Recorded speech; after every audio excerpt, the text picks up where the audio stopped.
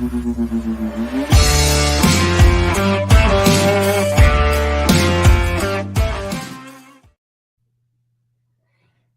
Blue Jays fans, and welcome to Sunny Side of the Dome. I'm your host, Karen Soutar, and I'm here to talk some Blue Jays baseball with you for the next half hour or so. Sunny Side of the Dome is brought to you by Jays from the Couch.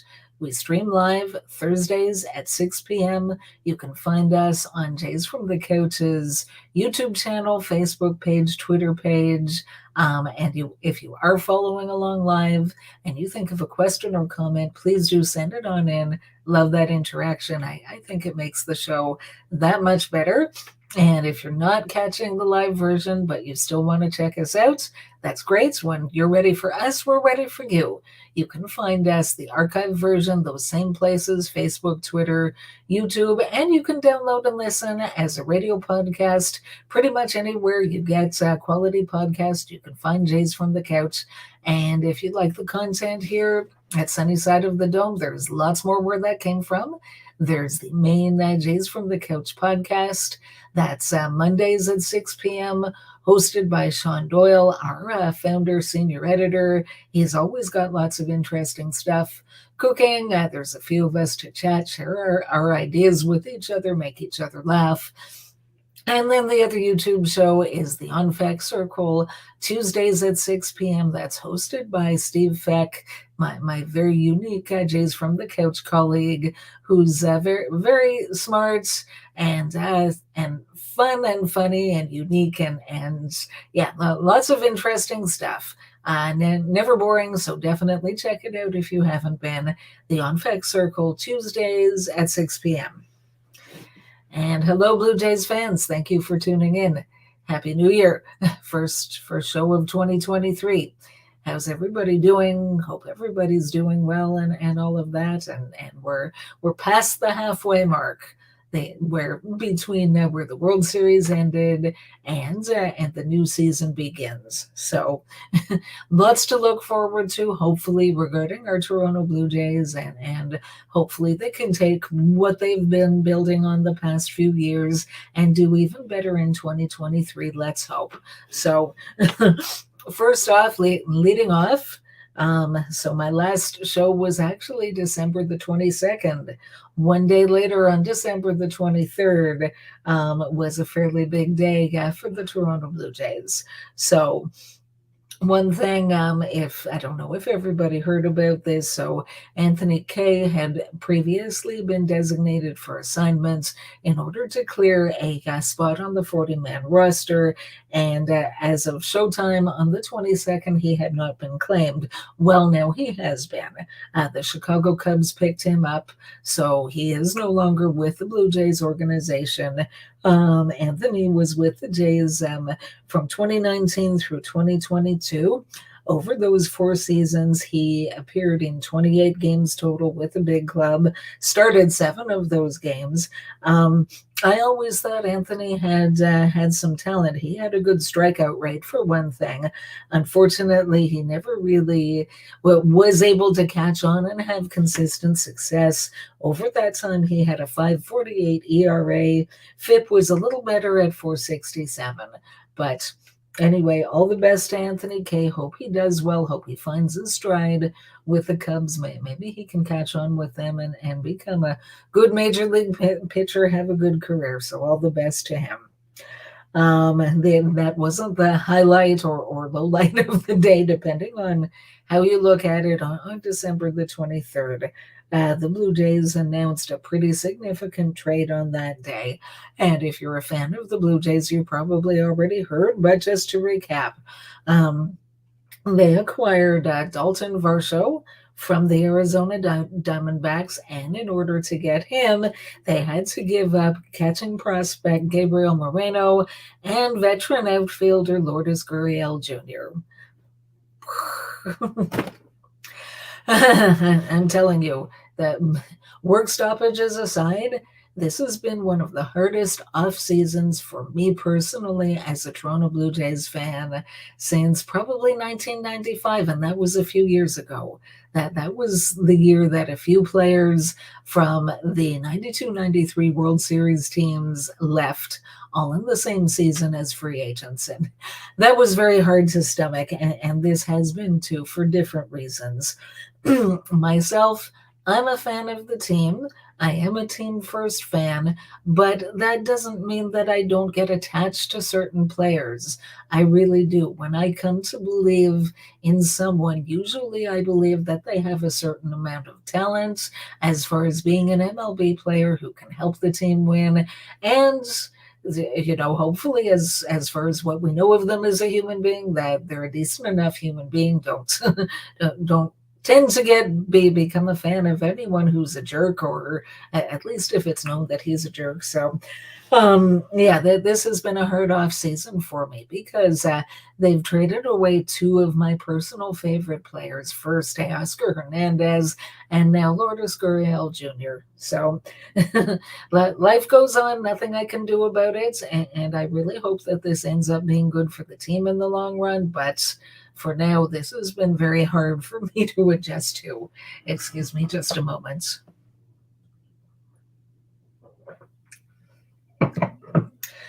Okay, so a little bit about that trade.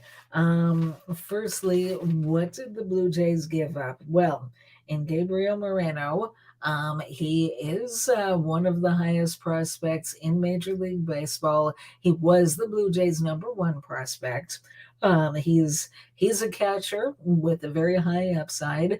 And as we know, the Blue Jays had him. They also have two established major league catchers who have both known a certain amount of success. So Alejandro Kirk, he was the starting catcher in the All-Star game just this past season for the American League. Danny Jansen's career has been kind of up and down, but last couple of years when he's been healthy, he's been pretty good. He seems to have found his hitting stroke, and Jansen is known for being a very good handler of pitchers and game caller. So that's kind of one of those intangible things. As far as Moreno, for 5 seasons in minor league baseball, he has a very good OPS of 844. He made his major league debut with the Blue Jays in 2022. He got into 25 games. He did all right for a rookie. His OPS was 733, so that's not bad. The positives: batting average of 319, on base percentage of 356, so those are both very good. Slugging percentage in Major League Baseball hasn't really been there yet, only 377. Again, it's a very small sample size. Moreno actually had an injury in 2021 while he was in the minors, and I've seen some speculation that maybe the power numbers won't come back the way they had been previously. That's just one thought. I mean, it remains to be seen what his career will turn out to be like. One of the things that he's very, very good at is catching runners who are attempting to steal. So he was successful just over 41% of the time, actually, with the Blue Jays, 41.2%. That is very, very good. That's among the best in baseball. If you remember, if you were a fan back in 2015, if you remember how good Russell Martin was in his first season with the Blue Jays, that was about his percentage as well, give or take. So that's the strong side of Moreno. One thing for him to work on: the game calling, the skills they don't seem to be as developed as other more experienced catchers like Kirk and Jansen. So maybe that's something they'll need him to work on with the Diamondbacks. But I mean, they gave up a lot. They gave up a lot of future potential in Moreno, and all the best to him with Arizona. I hope he reaches his potential. Just don't do it against the Blue Jays, please.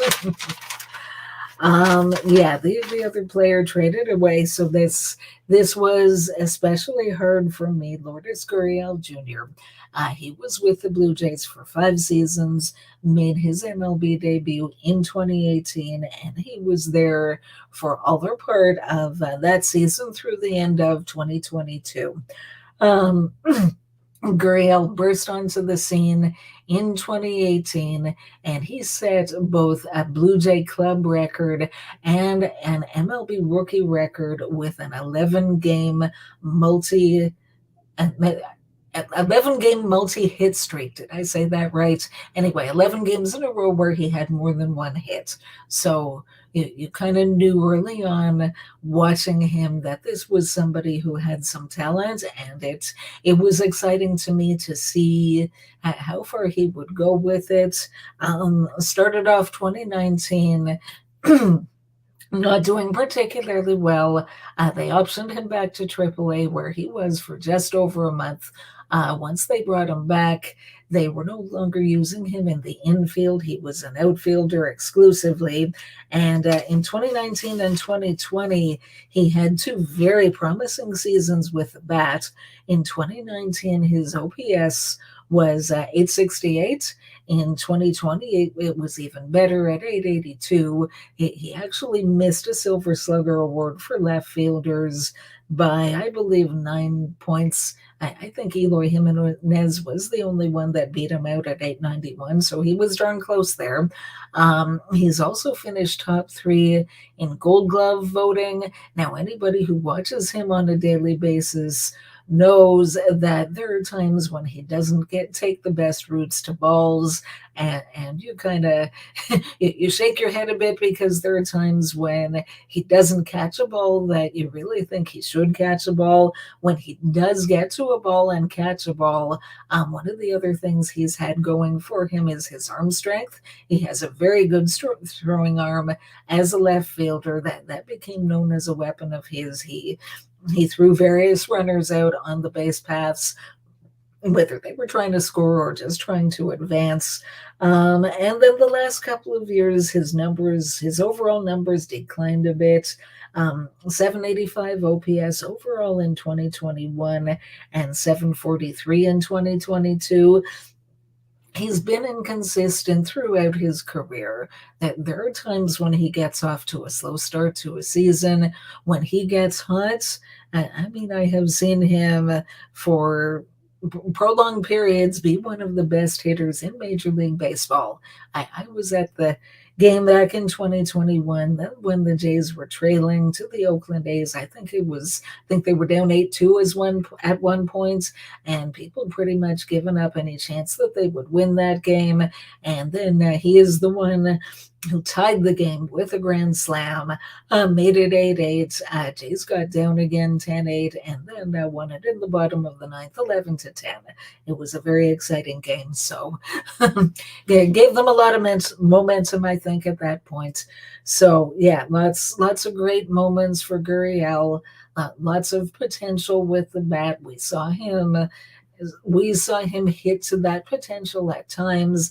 I always felt that he had it in him to be consistent over a season and maybe be an all-star and hit really, really well. Hasn't quite gotten there yet. I don't know what his future holds with Arizona Diamondbacks. He was also free agent eligible after this season, so maybe they wanted to get something for him or as part of a package even while they could. So Gurriel, from the bottom of my heart, all the best. I know there are plenty of other Jays fans who feel the same way, and I hope you do well then. I look forward to cheering you on, even if it's from a distance.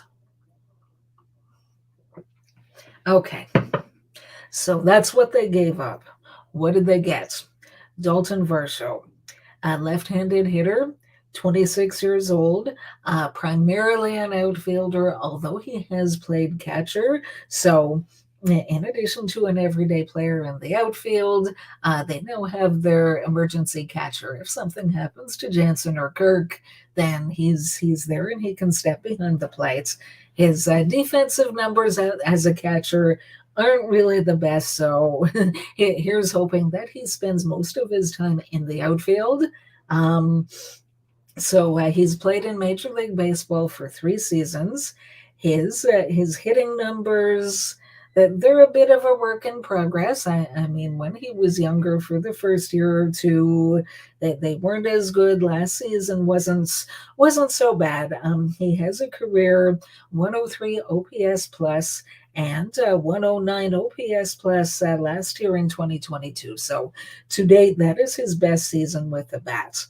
Um, he's actually got some different numbers. If you dive deeper into it, last year he did have, I believe, 23 doubles, 27 home runs. So I mean, there is some pop in the bats.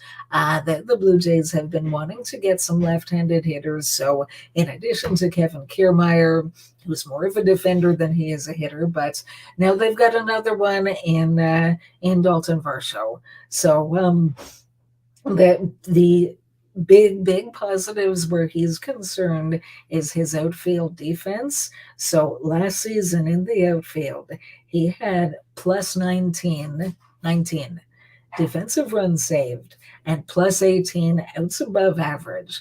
Folks, those are elite numbers. I know the outs above average led all MLB outfielders in 2022. I'm not sure about the defensive run save, but yeah, he is good out there, and I look forward to watching him play defense. So again, the hitting numbers, it'll be interesting to see what happens with that, because he's got some upside. He's only 26 years old, and hoping that he can build on the success that he's had. As well, the Diamondbacks, their home park is known to be a little bit more of a hitter's park, whereas Rogers Center, or sorry, the Diamondbacks home park is more of a pitcher's park, pardon me, whereas the Rogers Center is more of a hitter's park. So maybe he'll have a little more success in the Rogers Center. Maybe he'll have a little more success with players around him who are much harder to pitch to, the George Springers, the Guerreros, Bichettes, and so forth, Alejandro Kirk, Danny Jansen, and all the way down the line there. So there's reasons to believe that the numbers that we've seen, which aren't terrible, they're a little bit above Major League average overall, not a lot, but those could improve. And I'm really hopeful. I'm really hopeful that they got somebody really good. He's under team control for 4 years. And yeah, I mean, last year, the Blue Jays outfield, the defense was a bit below average with Gurriel Hernandez and then Springer in center field. So now moving Springer over to right field, if you've got Kiermaier in center field and Varsho playing left, now you've taken an outfield whose defense was subpar last season, and on paper at least, it's got to be one of the best in baseball in 2023. So knock on wood, let's hope everybody stays healthy and see the best that they can give us. Excuse me just a moment.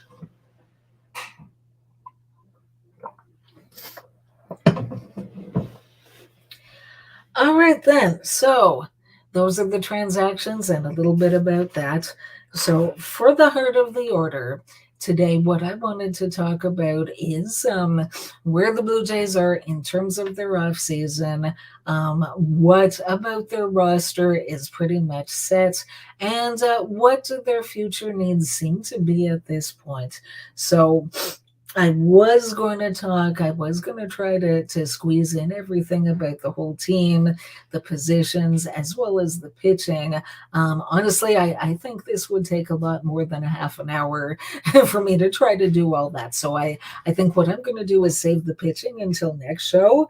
But looking at the position players, so essentially, on your 26-man roster from opening day before September the 1st, that you're allowed a maximum of 13 pitchers. So the other 13 are your position players. The Toronto Blue Jays, assuming that everybody is healthy, knock on wood, they have 11 players who we know are going to be on the team. These are veteran players they're not going anywhere. So going around the horn, so to speak. So I just mentioned the outfield. So you've got George Springer, Kevin Kiermaier, and Dalton Varsho now. So you've got those three. They don't really have a fourth outfielder per se, and I'll get back to that in a moment. They've got Vlad Jr. playing first. They've got Matt Chapman playing third base. That's another interesting situation to keep an eye on because currently he is eligible for free agency at the end of 2023. So, what will happen with him? Will they manage to extend him? Will he just leave at the end of 2023, even if there's mutual interest in him remaining? I don't know if they'll be able to come to terms. I hope they can, but we'll see about that. Bo Bichette playing shortstop. You've got Danny Jansen and Alejandro Kirk sharing the catching duties. So that's your outfield, first, third, shortstop, and your two catchers. And then you've got what I've been calling a three-headed monster playing second base. So SP Bigfield, Santiago Espinal, Kevin Biggio, and Whit Merrifield. So each is a different type of player. Each brings something a little bit different to the game. I think they're all capable of contributing to a winning Blue Jays team. Both Biggio and Merrifield have played some outfield. So really, as it stands right now, if you're looking for a fourth or even a fifth outfielder, it would probably be one of the two of them. Myself, I find that a little bit less than ideal. So I'm hoping that that's not what they're going to end up doing. But anyway, so if you're counting along with me, that's 11 position players. That means there's 2 open spots. There are position players on their 40-man roster that could end up making the team, whether that's out of spring training or even sometime during the season if it warrants, if there's injuries or whatever. Personally, I see a situation where I could see the Blue Jays adding at least one more veteran position player. And I think what they might end up doing is signing a free agent. So here's what I see. Going back to Dalton Varsho and his offensive numbers, so being a left-handed hitter, his offensive numbers versus right-handed pitching are actually significantly better than they are against lefties. So versus right-handed pitching in 2022, he had an 801 OPS. That's actually quite good. If we could manage that from him, along with elite defense in the outfield for a full season, then you know what? He's a contributor. He's somebody that I would want on my team. He's on the team anyway, so that I would be happy to have on the team. Against left-handed pitching, unfortunately, not nearly as good. His OPS is only 553.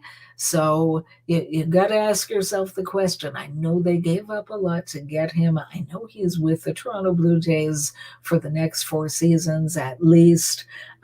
Is the best utilization of him and his skills that such that they are the positive and the negative? Is that the best use of him to have him regularly facing left-handed pitching? What if there was a free agent outfielder that they could sign who actually hits very well against left-handed pitching? Might that be the perfect complement to his skill set?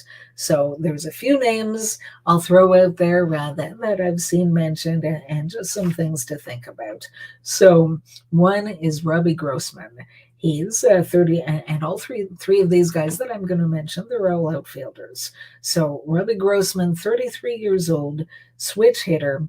And I'm going to give some numbers. So for the past couple of seasons, 2021, 2022. So first against left-handed pitchers in 2021, he hit 857, and 2022, he hit 879. That's very, very good. I'd love to see that on the team versus tough-handed left-handed pitching. Versus right-handed pitching, not nearly as good. So 734 OPS in 2021 and 509 OPS in 2022. So less than ideal if he's got to face off against right-handed pitching. If they could manage his usage, that's assuming that they sign him. That's kind of my preference at this point. Then, he could be a real weapon. Another outfielder, a 35-year-old AJ Pollock. So also some very good numbers, even a little bit better numbers than Robbie Grossman versus left-handed pitching in 2021. 872 OPS in 2022 and 935 OPS. Wow, this guy can hit a bit.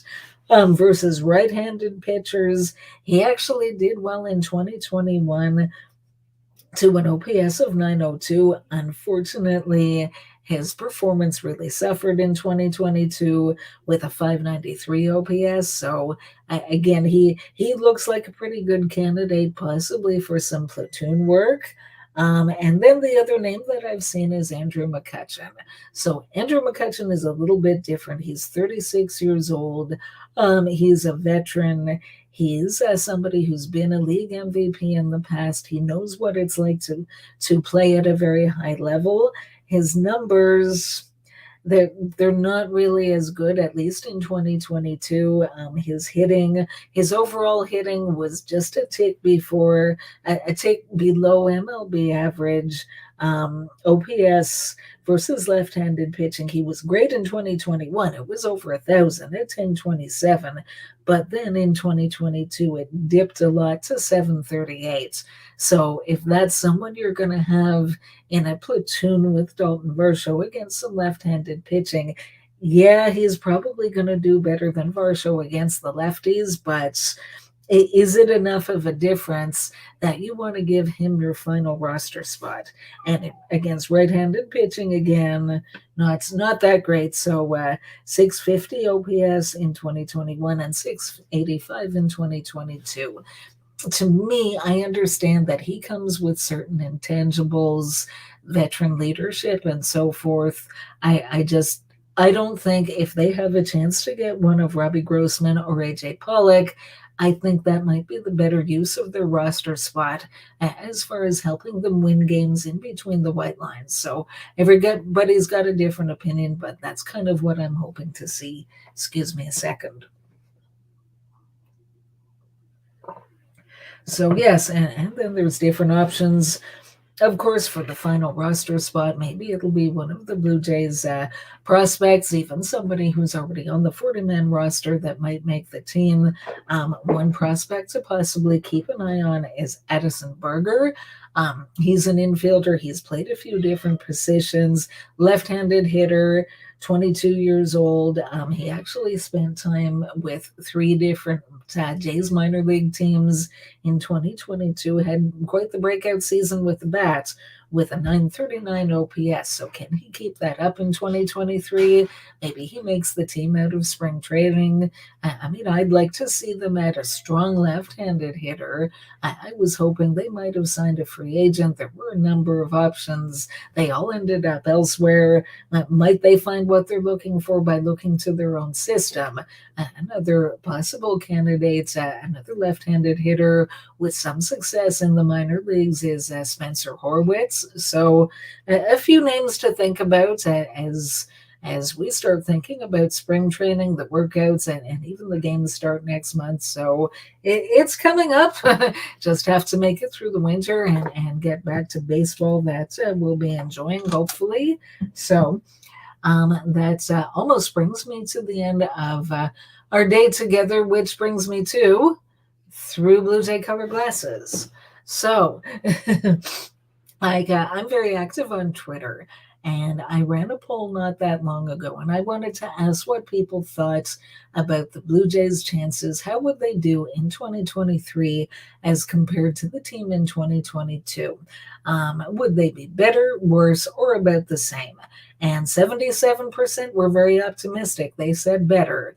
Only 7% said worse, and the other 16 said about the same. So that's a pretty good majority there, although not everybody is convinced. There's a significant percentage that aren't. I'm very hopeful. I'm still not completely sold on some of their moves. I was hoping, I mean, they traded away two of their better hitters in Gurriel and Hernandez. And I was really hoping that they would add at least one proven hitter back. And instead, what they've done in terms of the two position players that they've added is the success that they've had in Major League Baseball has been on the defensive end. Defense matters. Personally, I think that you need balance. I know that's the adage, pitching and defense wins championships, You also have to be able to score runs. I think that you need all aspects of the game. And I'm really hoping that they didn't take an area of strength over the last 2 years, which was their offense, and subtract from it to the point where it's no longer an area of strength. I think there's a lot of ways that they can move forward and get better. As I say, if Dalton Varsho, if he can find more to his bat than he's seen overall in Arizona, that'll help a lot. A full season of John Schneider, who when he took over the team and they went 46-28, that's a 101 win percentage over a full season. I think the addition of Don Mattingly as bench coach will be huge because he has tons of real world experience to add to the analytics side. He's someone that's hopefully the hitters can go to if they're having struggles. He can share what made him successful as a player. He's also been a manager for years. So I mean he's been around this game and he's known all that there is to do. I think and done all there is to do. I think that there's some untapped upside. Players like Bo Bichette and Vladimir Guerrero Jr., we've seen them when they're at their best be absolutely red hot. Guerrero Jr. was an MVP candidate in 2021. Bo Bichette hit like a house on fire in September of 2022. I want to see that from both of them all season. I want to see George Springer healthy for 2023 and contributing the way we know that he can. I want Jansen and Kirk to give each other enough rest. I want them to hit to their potential. There's so much talent up and down this team that's I think that they can put it together with the right intangibles and make it work, hopefully. So we will see. I'm very much looking forward to the season, and hopefully this will be the year that they'll treat us to a deep playoff run, and who knows what the outcome will be. But I'll be watching. And that brings me to the end of today's show. Thank you so much for tuning in. I really appreciate it. Let's go Blue Jays and see if they have some more news for us in a couple weeks.